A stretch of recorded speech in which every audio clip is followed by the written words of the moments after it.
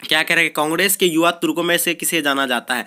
तो पहला यहाँ क्या है, कामराज दिया हुआ है, लाल बहादुर शास्त्री दिया हुआ है, लिंगप्पा दिया हुआ है, चंद्रशेखर आजाद दिया हुआ है। तो आपको पता होगा कि एक का जो आपका करेक्ट आंसर होगा तो क्या नहीं, यानी दो, यानी करेक्ट है चंद्रशेखर आजाद, जो यंग कांग्रेस के युवा तुर्क में से जाना जाता है, मतलब कांग्रेस का युवा नेता था कौन, चंद्रशेखर आजाद। फिर नेक्स्ट क्वेश्चन चलते हैं गाइस, क्या कह रहा है कि दूसरा क्वेश्चन में, इस समय भारत में कौन सा दलीय व्यवस्था मौजूद है। ये सॉरी मिसप्रिंट हो गया।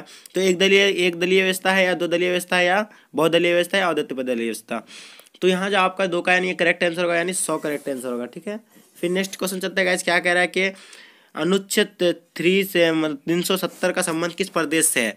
तो ये तो बहुत आप आसान सी बात है कि ये 370 का संबंध किस प्रदेश से, तो ये आपको पता ही होगा कि जम्मू कश्मीर के साथ है, ठीक है। किसके साथ है, जम्मू कश्मीर के साथ। ये क्वेश्चन बहुत ही इंपॉर्टेंट है। आप देख, मैं जो क्वेश्चन बैंक में देखा तो सबसे रिपीट होने वाली क्वेश्चन यही सबसे अधिक से अधिक बार मतलब रिपीट हुआ है।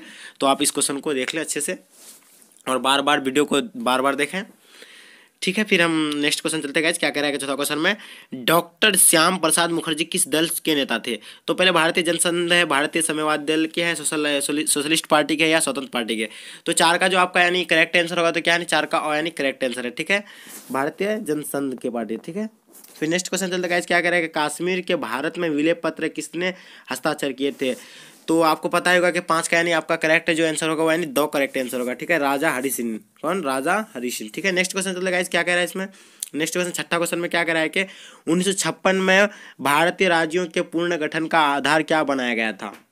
आपका यहाँ जो है कह रहा है कि 1956 में जो भारतीय राज्यों के पूर्ण गठन का आधार क्या बनाया गया था। तो जो उसमें आधार बनाया गया था, या धर्म का लिया था, या जाति का लिया था, या भाषा का, या भौगोलिक क्षेत्र का। तो आपको पता है इसका कि किसका लिया गया था, 6 का जो आपका करेक्ट है यानी भाषा का लिया गया था। 1956 में जो गया था वो भाषा के आधार पर हुआ था, ठीक है, क्योंकि सबसे पहले भाषा के आधार पर सबसे मतलब अलग होने वाला राज्य कौन सा है, आंध्र प्रदेश है, आपको पता ही होगा। तो इसलिए यहाँ है आपका ए यानी करेक्ट आंसर होगा। फिर नेक्स्ट क्वेश्चन चलते हैं गाइस, क्या करा है, राज्य पुनर्गठन आयोग का गठन कब किया गया था, 1947 में, 1948 में, या 1950 में, या 1953 में। तो 7 का जो आपका करेक्ट आंसर होगा तो यानी 2 यानी करेक्ट आंसर, ठीक है, करेक्ट आंसर 2। फिर नेक्स्ट क्वेश्चन चलते हैं गाइस, के स्वतंत्र भारत के प्रथम गृह मंत्री कौन थे। स्वतंत्र भारत के प्रथम गृह मंत्री कौन थे, यानी स्वतंत्र के जस्ट बाद यानी प्रथम जो गृह मंत्री चुना गया था, तो किसको चुना गया था। तो यह जो है सरदार वल्लभ भाई पटेल को चुना गया था, यानी करेक्ट आंसर इसका आंसर करेक्ट है, ठीक है। फिर नेक्स्ट क्वेश्चन चलते हैं, गोवा भारतीय संघ का राज्य किस वर्ष हुआ था। यानी गोवा भारत का संघ, पहले गोवा पता ही हुआ कि 1915 जो है मतलब वो 1510 में जो है गोवा उस पर अधिकार कर लिया, तो गोवा पर अधिकार कर लिया जाता था।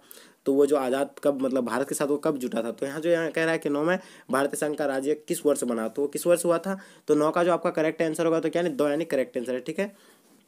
फिर नेक्स्ट क्वेश्चन चलते गाइस, क्या करें, भारत में कुल कितने संघ शासित प्रदेश है। संघ यानी केंद्र शासित प्रदेश को कहा जाता है संघ शासित प्रदेश। तो आपको ये चीज़ ध्यान में रखना है कि कभी आपको राज्य और संघ शासित प्रदेश में आप अंतर बता। तो आप संघ शासित क्षेत्र ये ना समझे कि कोई दूसरा क्वेश्चन है, ये है कि केंद्र शासित प्रदेश जो केंद्र सरकार के अधीन होता है उसे केंद्र शासित प्रदेश कहते हैं, और जो राज्य सरकार के अधीन होता है तो राज्य कहते हैं, ठीक है। तो आप इस चीज़ को ध्यान में रखेंगे, क्योंकि एक्चुअली अब तक देखें तो सबसे अधिक डिफरेंट पूछता है कि अंतर बताया राज्यसभा और राज्य में और केंद्र शासित प्रदेश में अंतर बताया, ठीक है। तो इस चीज़ पे ध्यान रखेंगे। तो 10 का जो आपका करेक्ट आंसर होगा, भारत में कुल केंद्र शासित प्रदेश कितना है आपको पता ही होगा, 7 है, इसका करेक्ट आंसर 7 है। यानी फिर नेक्स्ट क्वेश्चन चलते गाइस कि भारतीय अर्थव्यवस्था को हम क्या कहेंगे। भारतीय अर्थव्यवस्था को हम क्या कहेंगे।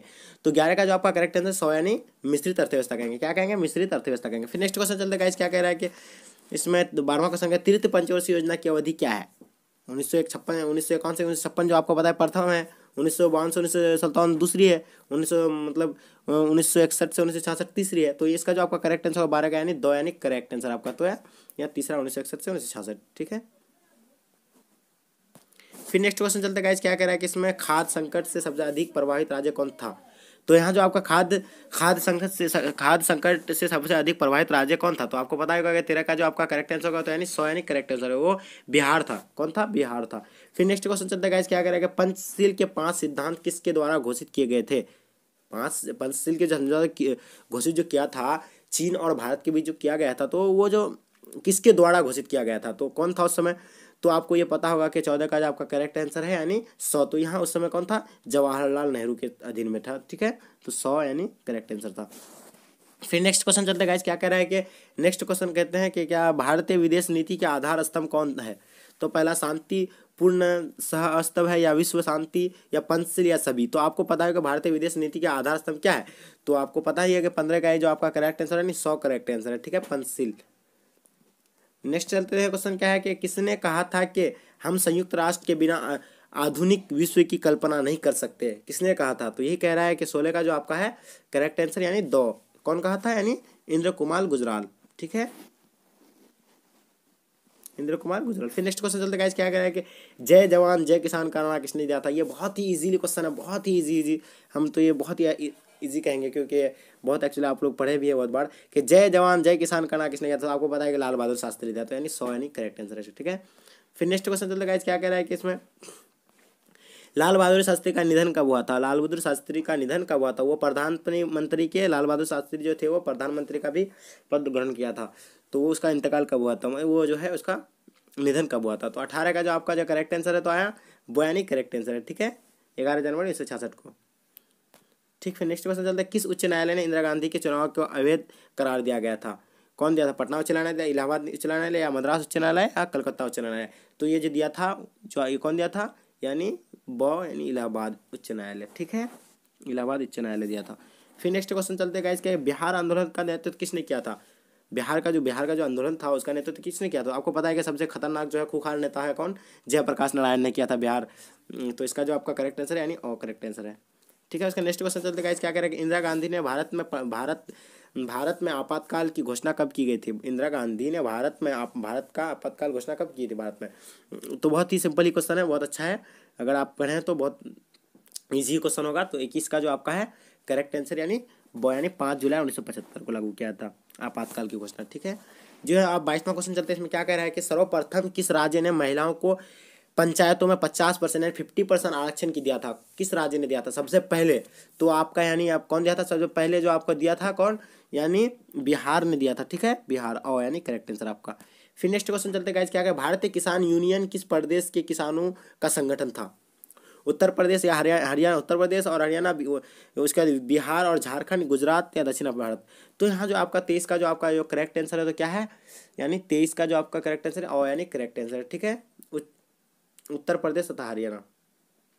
फिर नेक्स्ट क्वेश्चन चलते गाइस, क्या कह रहा है कि नेक्स्ट क्वेश्चन 24वां क्वेश्चन में, गोवा पर किस विदेशी राज्य का शासन था, ब्रिटेन का था, या चीन का था, पुर्तगाल का था, रूस का था, तो आपका यहाँ जो 24 का जो करेक्ट आंसर है तो यह है सैनिक करेक्ट आंसर है, ठीक है, पुर्तगाल का था।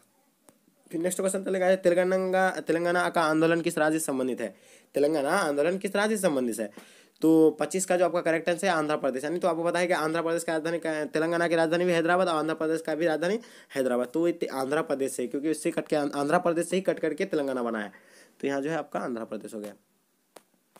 फिर नेक्स्ट क्वेश्चन चलते हैं, नेशनल कॉन्फ्रेंस किस राज्य से संबंधित, नेशनल कॉन्फ्रेंस किस राज्य से संबंधित है, तो ये तो बहुत ही इजी क्वेश्चन है, नेशनल कॉन्फ्रेंस किस राज्य से संबंधित है, 26 का जो आपका करेक्ट आंसर है जम्मू कश्मीर से, नेशनल कॉन्फ्रेंस कहाँ से, जम्मू कश्मीर से, ठीक है, आपका करेक्ट आंसर जम्मू कश्मीर।